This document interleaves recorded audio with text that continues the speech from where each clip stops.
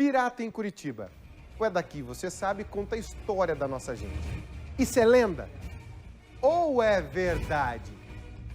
O que você acha? Bang, é lenda ou é verdade? Pirata, é lenda ou é verdade? Lenda. Paulico, lenda ou verdade? Verdade? O Paulico acredita. Ele acredita até em fada sininho. Baiano, é lenda ou é verdade? É lenda. É lenda. Aqui. Tá o Paulico falando e o Piratas do Caribe. Na verdade, o Baiano falou é lenda. É lenda. Será que existiu um pirata não aqui em Curitiba? Isso era uma lenda. Será que ele viveu aqui no Pilarzinho? Você acredita?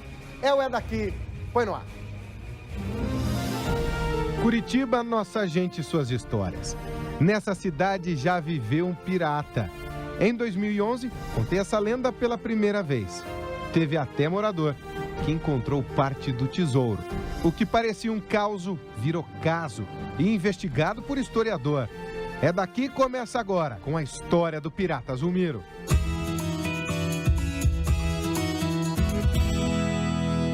Os curitibanos têm fama de serem fechados. Aqui no Pilarzinho, até 1889, viveu um estrangeiro. O canto que ficava era o lote 614, em cima da pedra da Universidade Livre do Meio Ambiente. João Francisco Inglês tinha poucos amigos, mas um segredo espetacular. Era uma lenda urbana e que agora se tornou uma realidade, se tornou história com H maiúsculo. Eu encontrei os documentos no livro do cemitério municipal que mostram que ele morreu com 90 anos em 1889 e foi enterrado no cemitério São Francisco de Paula. Para este pesquisador, que reuniu provas em um livro, depois de muitos anos levantando evidências, o Inglês nada mais é que Zulmiro, o último pirata do mundo. Mas você deve se perguntar, onde morava o João Francisco Inglês? O pirata Zulmiro? Hora da gente subir.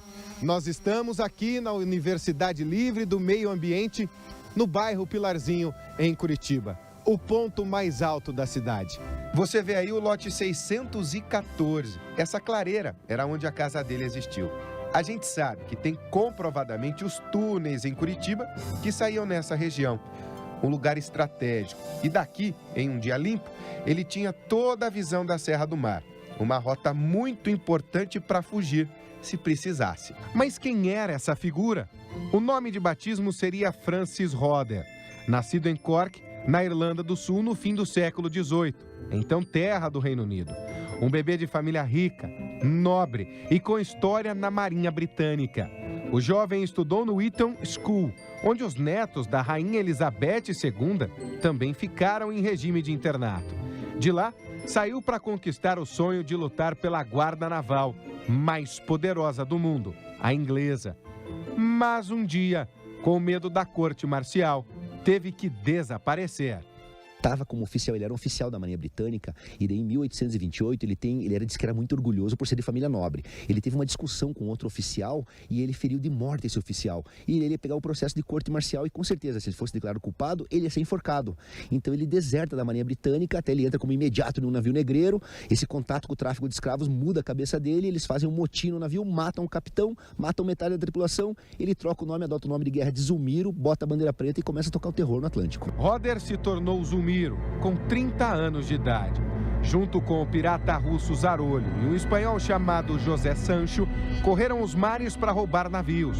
Numa das aventuras, foi capturado e só fugiu porque o comandante da armada tinha estudado com ele na escola real. Antes disso, os três piratas pararam na ilha de Trindade, o ponto mais a leste do Brasil, no caminho para a África. Lá, teriam enterrado o maior tesouro de todos os tempos, roubado da Igreja Católica de Lima, no Peru.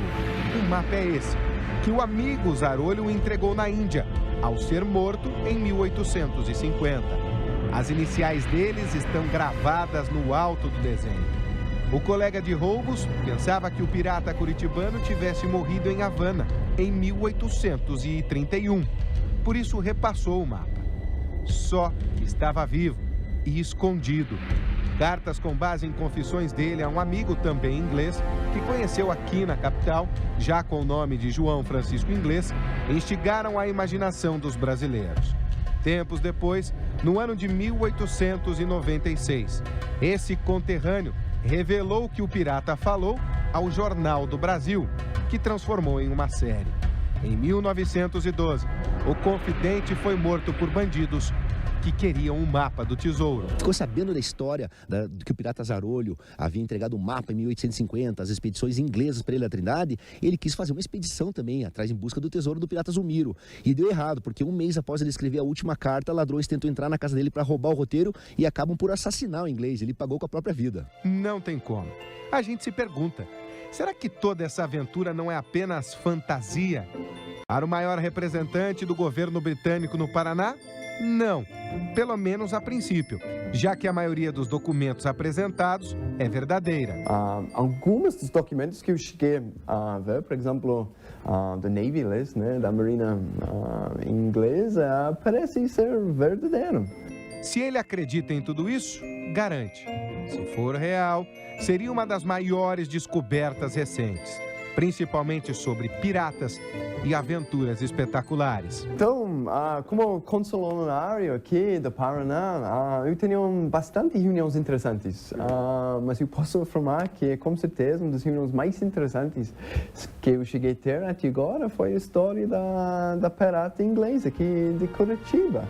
Francis Roder, Zulmiro ou João Francisco Inglês, seja lá quem ele for, era nobre, tornou-se ladrão dos mares, viveu em Curitiba, se casou com uma escrava que ele comprou e depois libertou.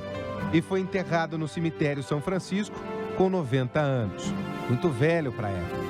Seu amigo Zarolho inspirou o livro A Ilha do Tesouro, de Robert Louis Stevenson, que deu asas à imaginação sobre os homens com penas de pau até hoje. Estou sentindo que a gente está a caminho agora, que nós encontramos o pirata, encontramos o cemitério, os arquivos ingleses. Eu acho que o próximo passo é a gente realmente encontrar esse tesouro e todo o destino do tesouro vai ser os museus.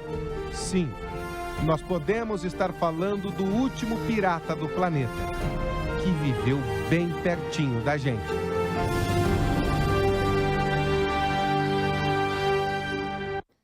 Aqui, ó, o livro está na minha mão. A Verdadeira Ilha do Tesouro. Fantástico livro. É aquele livro que você pega em 2, 3 horas, você lê, porque você não para, quer saber cada vez mais. Eu vi uma pessoa dizer, essa senhora aqui, ó, nós encontramos parte do tesouro ao fazer um muro na minha casa. E aí, se for, tá na hora da gente explorar e fazer Curitiba ser a capital dos piratas. Será que não? Coisa boa, hein? Diz que é verdade. Eu tô acreditando.